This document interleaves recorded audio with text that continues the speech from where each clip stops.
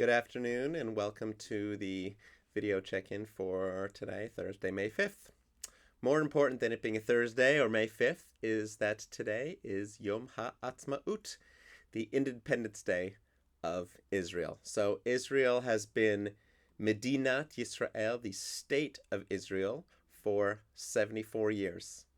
Of course, Eretz Yisrael, the land of Israel, has been such a thing and has been around since biblical times for thousands of years. And one of the special moments, if you listen to the independence address by David Ben-Gurion, the first prime minister of the modern state of Israel, is that he doesn't mark just the founding of the Jewish state of Israel, he marks the founding of the Jewish state of Israel in Eretz Yisrael, in the land of Israel. So there's a distinction made between those two things and how special that the modern state could exist, that there could be a Jewish state in the biblical land of Israel. One unique thing about Yom Ha'atzmaut is that it follows another holiday just the day before. Now, the two holidays are Yom Ha'atzmaut, Independence Day, and the day before, Yom HaZikaron, Memorial Day. Now, in the United States, we have Memorial Day and Independence Day, but they come in very different times. Memorial Day is coming up in the spring, and of course, Independence Day is on July 4th, and they're not really so related.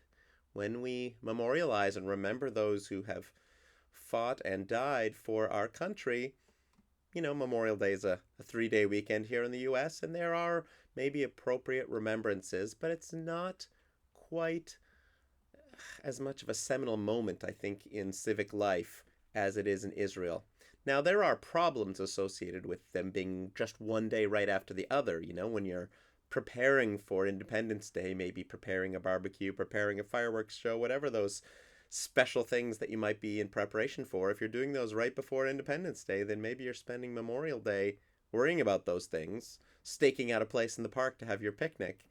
On the other hand, how relevant and how important is it that we remember those who have died for the state of Israel and immediately follow that remembrance with a celebration of Israel's independence?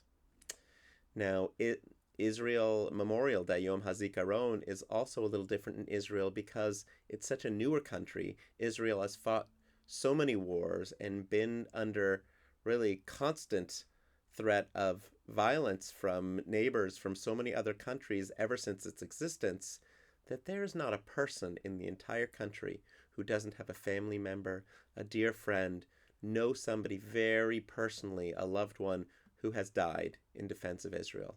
We can't all say that in the United States. We may remember heroes. We know there are brave heroes who fought and died for this country, many of them, far too many. But we don't necessarily all know them personally, and in Israel, everyone knows them personally.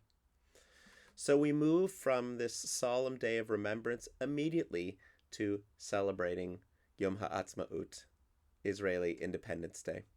So I was thinking through all the things that I could sing that might be appropriate, and I was thinking about that connection I mentioned earlier, about it's not just the independent state of Israel, Medinat Yisrael, but the independent state of Israel in the land of Israel, in Eretz Yisrael. So this simple Israeli folk song, a little bit of a jazzed up version of Eretz Zavat Chalav Udvash, a land flowing with milk and honey, as it's described in Torah.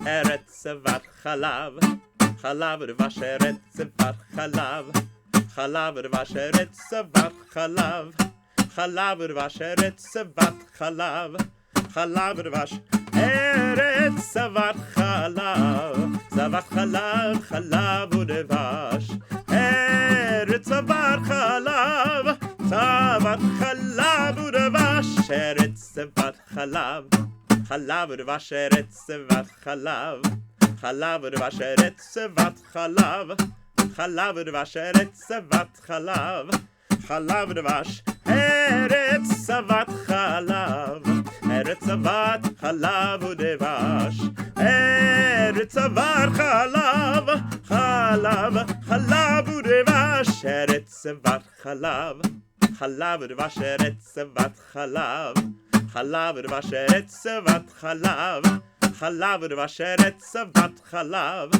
chalav udvash. Happy Yom Ha'atzmaut.